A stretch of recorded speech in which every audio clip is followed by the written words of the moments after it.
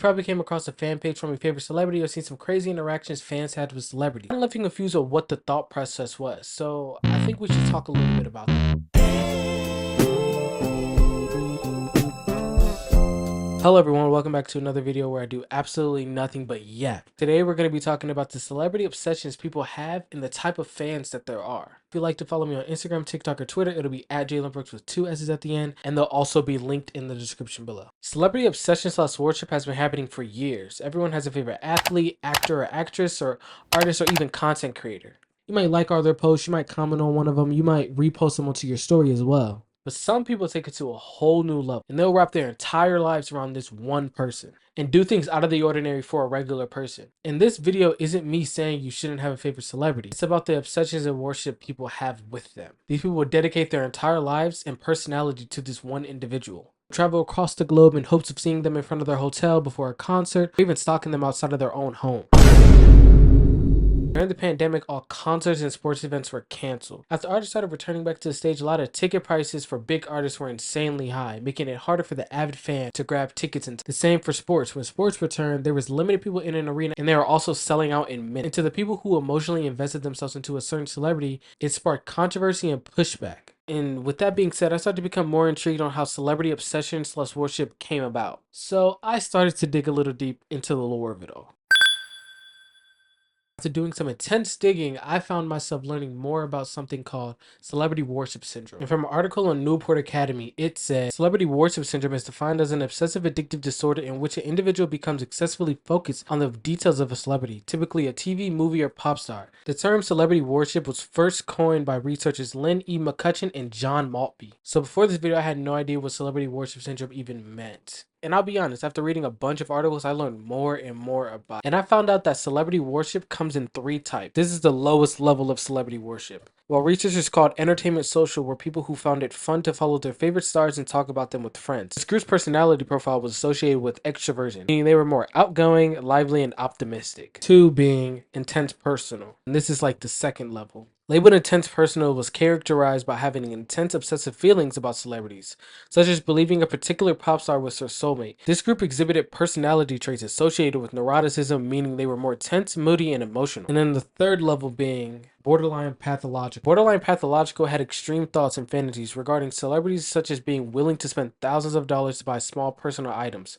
used by their idol. The researchers found that this level was associated with psychoticism traits, being impulsive, antisocial, and egocentric. Celebrity worship syndrome is not uncommon at all. In a 2003 study led by McCutcheon and Maltby, a third of participants, both adolescents and adults, scored on intense personal or borderline pathological level. Idolizing celebrity is a normal part of an adolescent's identity. Everyone has a celebrity crush as a teen. I had one, you probably had one, your parents probably had one, your friends probably have one. It was just a way to safely experience romantic feelings for someone without having all the ramifications of a real relationship because we were so young. But when fandom crosses over into celebrity worship syndrome, it can be a big indicator for teen mental health issues.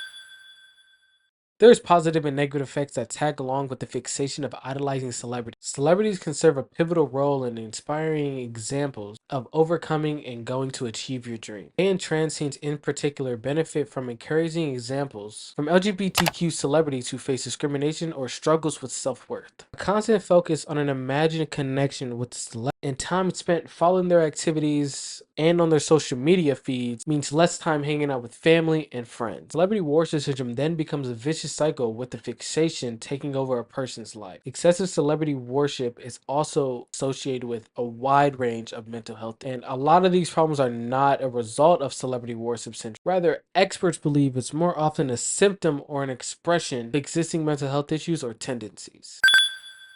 Like I stated earlier, celebrities can play a pivotal role in teens' lives, how they might see themselves or how they might view the world. And that can be for the better or the worse. In this generation where social media is heavily consumed by teens from the ages of 12 to 17, like my younger brothers, they're on Instagram, Snapchat, TikTok, they're online at home, they're online at school, they're online when they're out with their friends. It's just easily consumable, which I feel makes it more prone for teens to develop an obsessive addictive disorder. But again, celebrities can also serve as role models and also also can have positive influence on teens. But at the same time, they can also provide unhealthy habits, such as celebrity influence on body image and substance use, which can be detrimental to a teen's mental state. When I was a freshman in high school, my favorite artist was Juice WRLD, and he still is to this day, but I've listened to every single song he has released into this world before he unfortunately passed away. And a lot of his songs did speak on, substance use, using pills, drinking alcohol, drinking lean. And particularly, I was never interested in doing those things. Others who were fans of not only Juice, but maybe Post Malone, Future, or other people in that genre were influenced by the talk of that, maybe taking Xanax or Percocets or drinking alcohol at a very young age. They essentially thought it would make them look cooler, more acceptable to their peers. They essentially thought it would make them look cooler, but instead, a lot of them grew an addiction towards these items and would consume them again at a very young age, irresponsibly and not legally if not prescribed by a doctor. And a lot of the lines that artists would say in their songs, they were expressing their own story and they were just putting it into music. A lot of people who were my age at the time, we necessarily didn't hear what they had to say about it. We more so heard taking this or drinking that. Thought if we involved ourselves into doing those things, we would look more acceptable to our peers. Many teens and adults crave validation from their peers, and social media is a way for them to get feedback. Some people spend hours trying to find the right angle for a right selfie to post onto their Instagram story or their Snapchat story, and others gauge appearance based on how many likes they got on their last post. Poor body image can lead to even more serious consequences. While some teens develop eating disorders, some experience depression. However, celebrities influence the body image discussion for the better. Celebrities including Rihanna, Beyonce, Melissa McCarthy,